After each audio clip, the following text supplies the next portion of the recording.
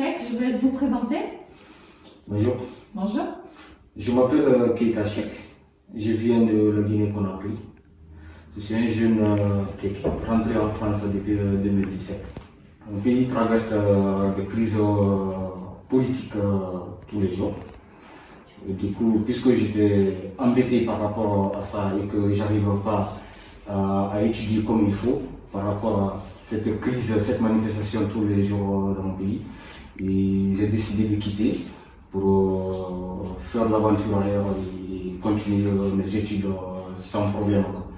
Parce que déjà, j'ai un père qui est intellectuel, qui est dans la politique aussi, dans mon pays, qui a toujours sollicité à m'envoyer vers l'étranger pour les études.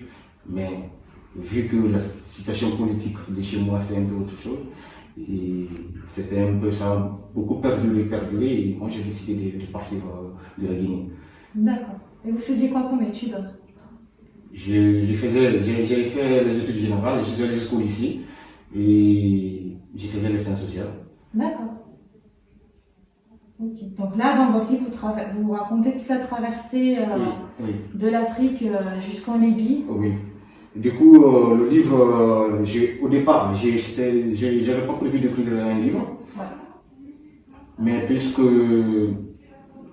c'est une situation qui était très très délicate, que j'ai traversée, et il fallait essayer de le mettre sur un papier en train de me défouler, en train de me défouler un peu la tête.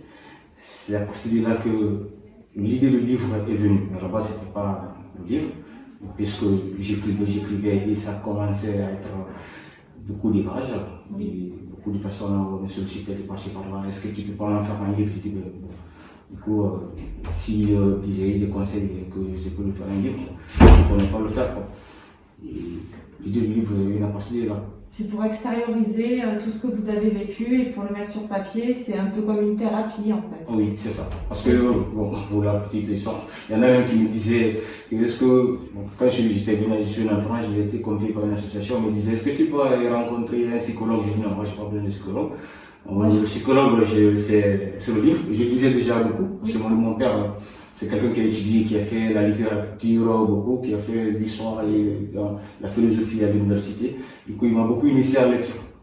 Et j'avais pas besoin de psychologue quand moi je suis venu. Beaucoup de jeunes ont des problèmes comme ça. Et moi, je lisais le livre et écrire aussi. Du coup, ça m'a permis de libérer tout ce que j'ai traversé sur la route et de mettre sur le papier. D'accord.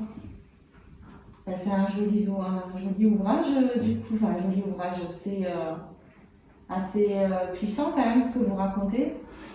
Je ne dirais pas que c'est assez puissant, mais il fallait que je l'écrive pour montrer aux gens qui ne savent pas comment cette route, les gens traversent des situations très, très compliquées.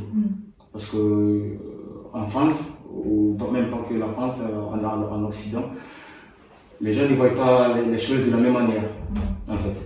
Et tout ce que les gens voient sur la télé, il y en a même qui se disent, mais est-ce que ce n'est pas des films, des naufrages sur les bateaux d'embarcation, tout ce qui se passe en Libye, et disent que est-ce que c'est vrai, est-ce que ça peut arriver à des gens.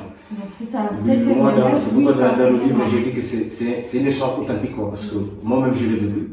J'ai vu aussi d'autres jeunes qui ont vécu d'autres situations plus dangereuses que la mienne.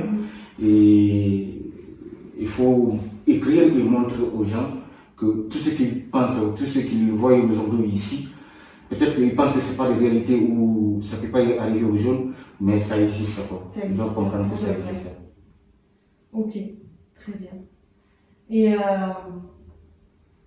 Et qu'est-ce que vous avez ressenti une fois que vous avez fini d'écrire le livre, que vous avez décidé de le faire publier?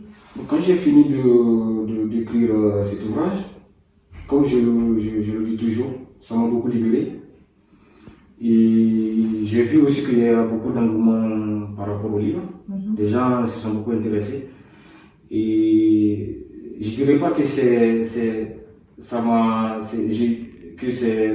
libéré d'être défensif ou sur la réserve sur certaines choses, mais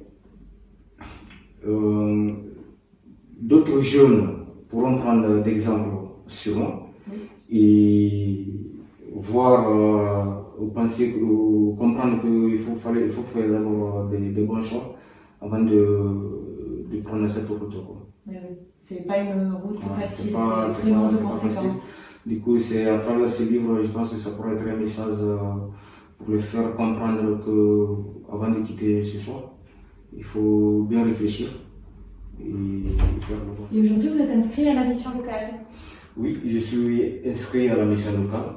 Je sais que c'est une institution qui m'a beaucoup aidé dans ma vie quand je suis rentré en France.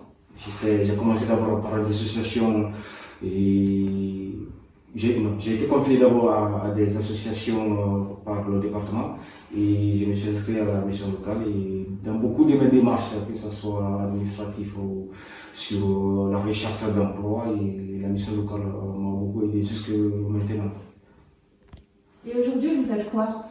Mais aujourd'hui, je suis un peu autonome par rapport à ma vie professionnelle. Parce que au-delà du livre que j'ai écrit, j'évolue dans le métier du bâtiment du travail public. Quand je suis rentré en 2017, j'étais dans des situations un peu compliquées. Mais dès que mes situations de papier ont commencé à aboutir, j'ai tout de suite essayé de m'orienter dans le travail public. Du coup, j'étais avec Eiffage. J'ai fait 1 an de contrat pro avec Eiffage en Ardèche. Après, j'ai quitté l'Ardèche.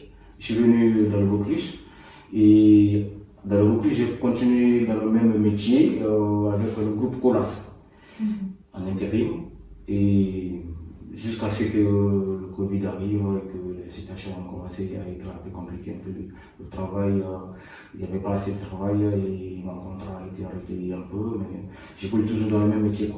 Je fais le travail public parce que c'est un métier qui me tient beaucoup à cœur et je sais que c'est un métier qui va beaucoup me servir aussi dans mon pays. Et, on a énormément besoin d'infrastructures chez moi et m'orienter aujourd'hui dans le BTP ici en France me permettra d'avoir un certain niveau et par rapport aux études, afin d'appliquer ça dans mon pays. C'est ça mon objectif. Écoutez, je vous conseille de le lire. C'est aux éditions Saint-Honoré et vous pourrez le commander à Cultura si vous voulez. Merci, Cheikh. Merci.